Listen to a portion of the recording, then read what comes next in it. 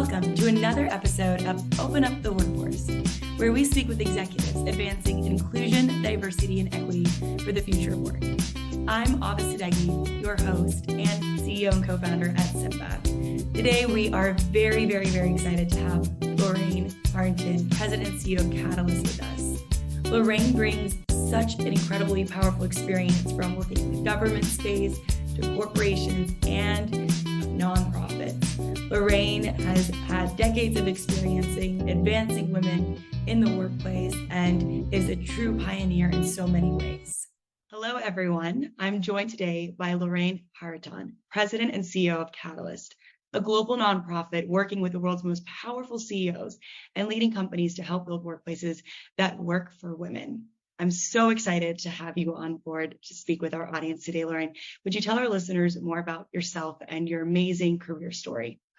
Yeah, I'm happy to. You know, I was early on in Silicon Valley as a tech person. In fact, I got a degree in computer science in the mid 70s, and then I spent most of my early career in the tech industry first as a computer scientist and then into sales and marketing, and I did a couple of startups. But during that time, there weren't that many women, and the Women Network was something that really supported me. I got involved in what was Watermark. It was the Forum for Women Entrepreneurs. I was involved with the Clayman Institute for Gender Research in Silicon Valley.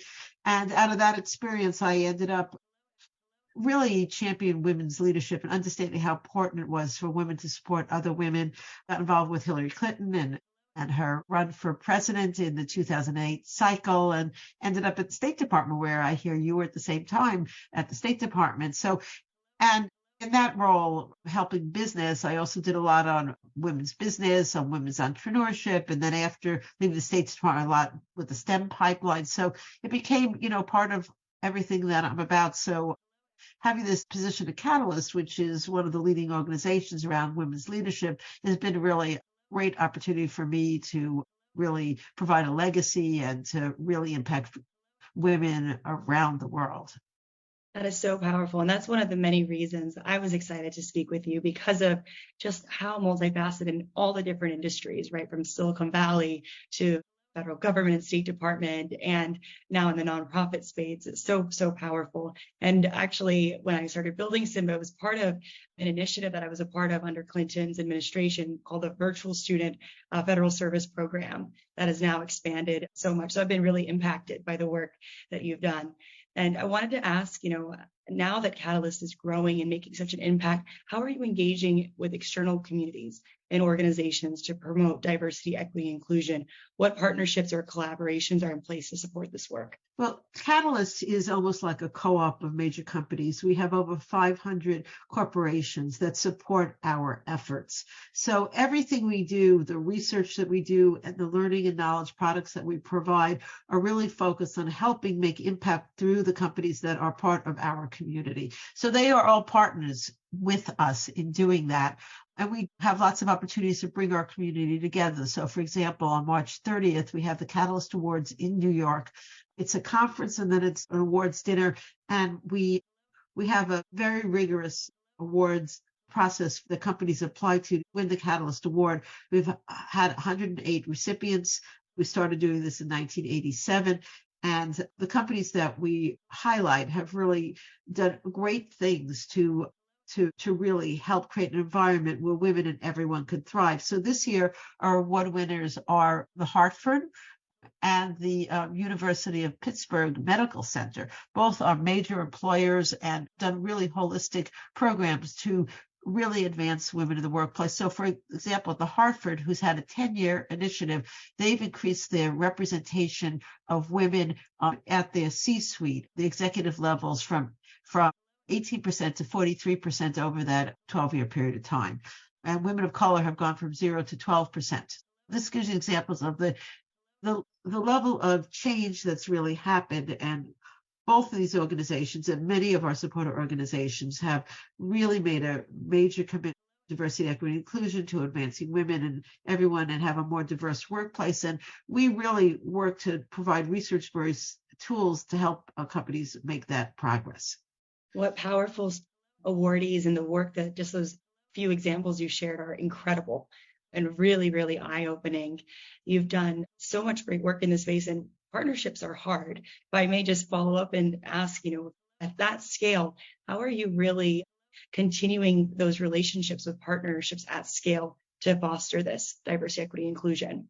Well, we do it in a number of ways. First of all, we've built out over time relationship managers who manage these relationships, and they really try to work with these organizations to help them define their strategy and their journey.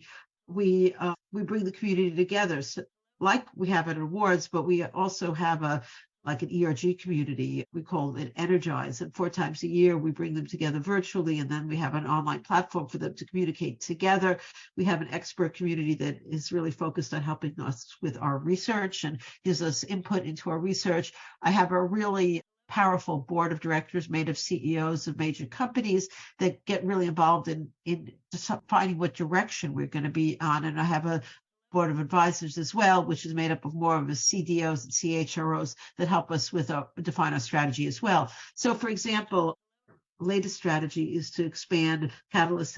Catalyst has evolved over the years, but mostly we've been focused on taking women who are college graduates and have them advance through into positions of leadership. But now we've got a big initiative focused on frontline workers, and we're doing research to understand how women at the frontline can thrive.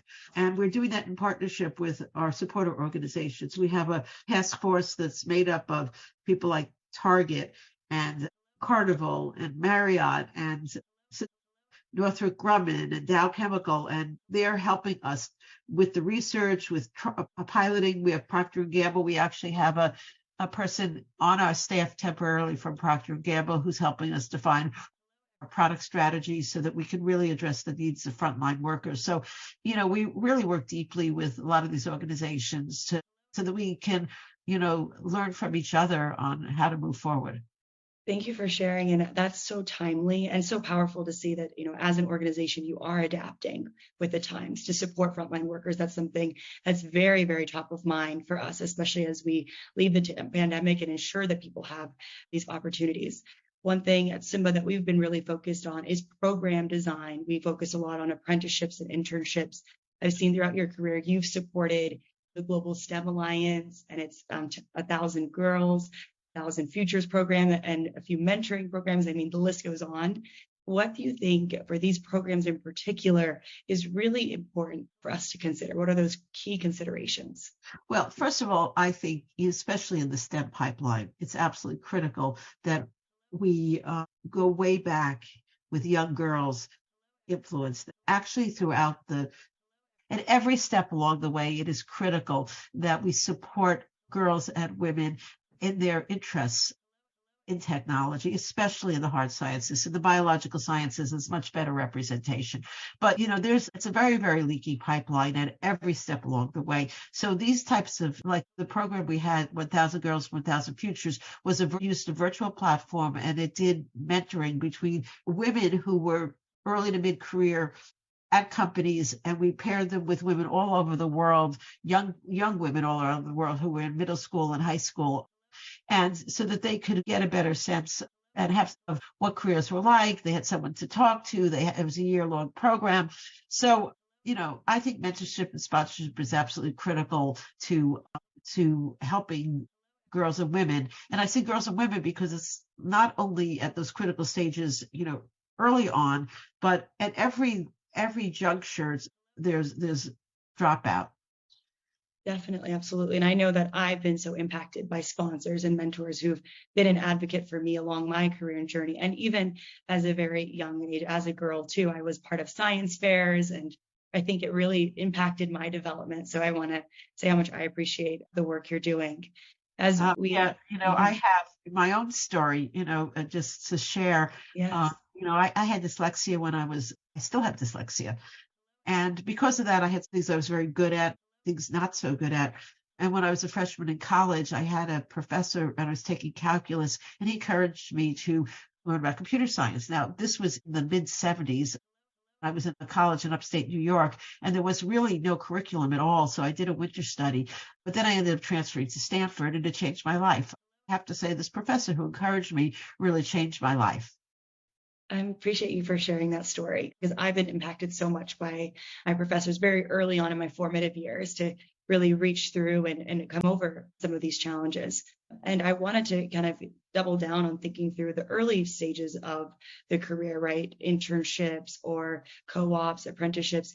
How might we see some of these biases appear and how can leaders be a little bit proactive about addressing them, especially if these programs are not necessarily geared towards just women, but how can they empower them to be successful in these initiatives? Well, unconscious bias is something we all live with. I mean, bias in itself allows us to understand the world better and sort of put structure around the world, but it also, of course, affects things. So one of the things is to make people aware of unconscious bias, not be judging about it, but aware of it and how it affects your interactions with people along the way. So we do a lot of training on unconscious bias. We also do a lot of training on allyship. So we have a program called MARC, Men Advocating Real Change, that really, first of all, helps generally men who are in positions of power and influence to understand biases that they bring based on their lived experience in their childhood, and then to identify them, to connect with them, and to be really advocates for change so that they are vocal about interrupting bias. One of the things in our research shows that, a culture of silence where people don't have the ability to interrupt bias and is something that causes more harassment, more bias in general. So I think it's important that people have the training and awareness so that they can be advocates, and in the hiring process, in the coaching and mentoring process, and all these types of things. People sometimes do it. It's called benevolent sexism. They'll say something like, I don't think she's ready, wants to do this promotion. She just had a baby. She doesn't want to move. They're trying to be protective, but in essence, they're showing their biases. Yes, that's a really powerful statement, benevolence, in a sense. Yes. I'm fascinated to learn about that. And I believe this program, MARC, is one that almost everyone should go through. Allyship is so powerful. It takes the entire community to really rise up and address this. Given that we had Equal Pay Day this past week, I'd like to ask you about some of the strategies to address pay equity, because we have a long way to go to ensure that all employees are paid fairly, regardless of gender, race, or other characteristics. Well, when we talk about equal pay day at 82%, we have to unpack that a little bit. One part of this paying equal pay for equal work. So someone's in the exact same job, are they paid the same?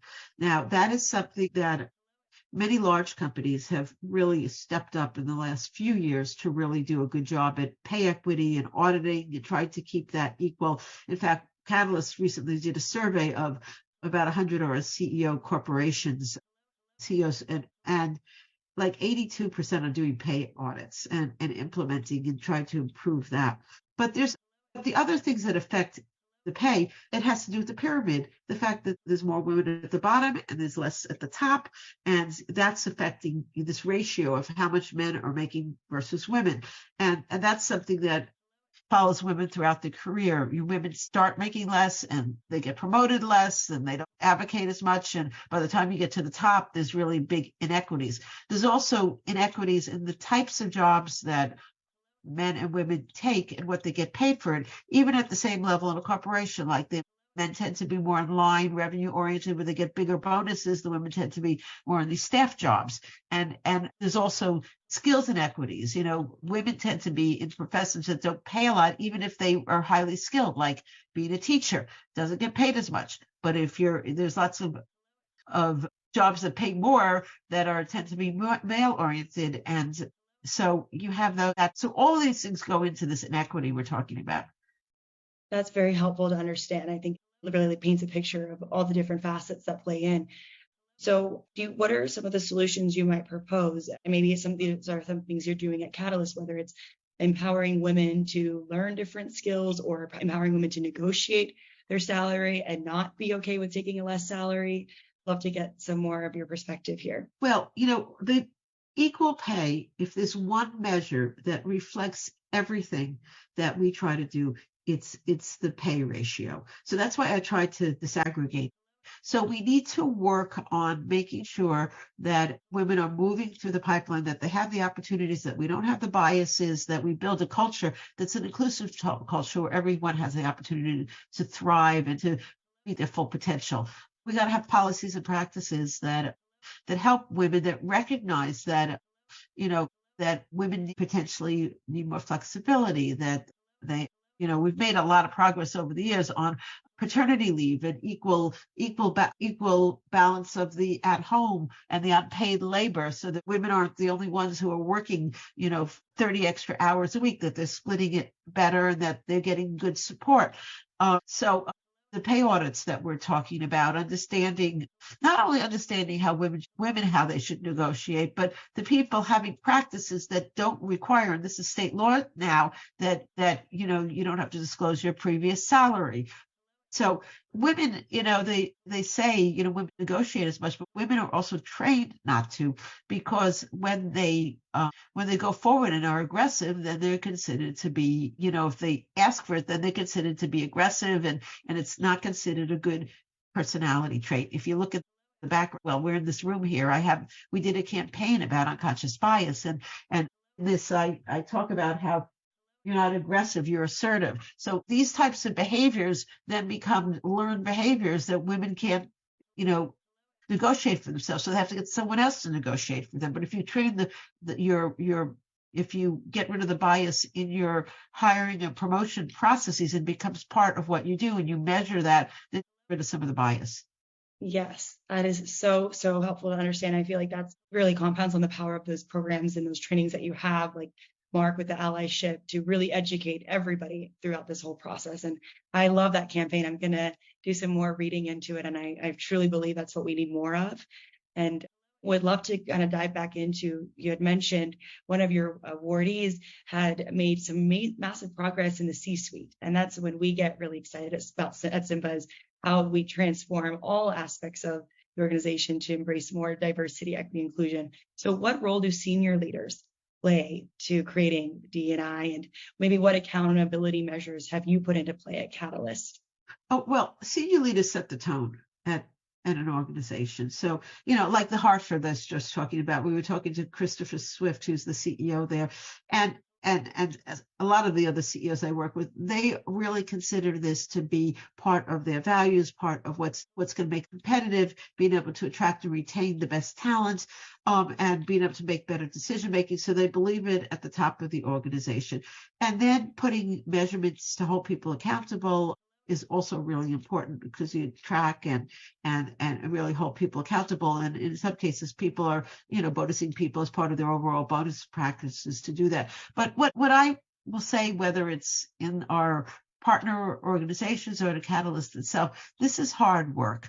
This is something that you have to be committed to. It's changing culture, it's changing practices, and it's overcoming our own biases. So we have to be aware and committed, and do it across the whole organization.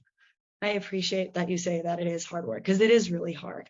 And it takes so many resources and buy-in across the organization to make change happen. But the work that you're doing it really resonates, and we're seeing such amazing impact over the decades.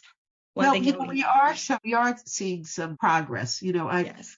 I just reflect on this because I started this job 4.5 years ago. And at that time, the number of women who were running Fortune 500 companies was 4.8%. Today, it's at 10.8%. So it more than doubled over that almost 5-year period of time. And that's progress. Now, it's not good enough, but it's progress. It's better than the 40 years before that. Yes. And I'm such an advocate for that, especially even women in raising venture capital and the experiences we've gone through. I think there's so many areas of growth and opportunity, and I'm happy that there is progress in the right direction. For us at Symba, our whole mission is this concept, open up the workforce. And that's the name of this executive interview series. And so for us at Symba, that means a future of work that is really equitable and supports fair access to jobs and wealth creation. And so would love, Lorraine, for you to give us your perspective. What is that call to action that you believe leaders need to take in order to open up the workforce? Well, first of all, we really resonate with what you're saying. So we want to Our theme for this year is accelerating progress on all fronts so women thrive. So we're talking about thriving in the workplace for everyone. So that's really, we're focused on. And like I say, I mean, in order to do that, you've got to have commitment at the top, and you've got to put the policies and practices together that are required. You need to do the cultural change that we talked about. You need to measure and hold people accountable. So those are all the things you need to do to do this work like the Hartford has already done. Yes, thank you for sharing. And I encourage all of our listeners to check out the work at Catalyst. You're doing such incredible research work, really at the front lines here. We really appreciate it. Before we wrap up, Lorraine, is there anything else you like to share that we didn't discuss? No, I just thank you for encouraging people who are on this journey to become part of the Catalyst communities where we can help you and we can learn from each other. Thank you so much. We appreciate your support of our women-founded startup and excited to share this with our audience. Well, best of luck. Thank you. Thank you.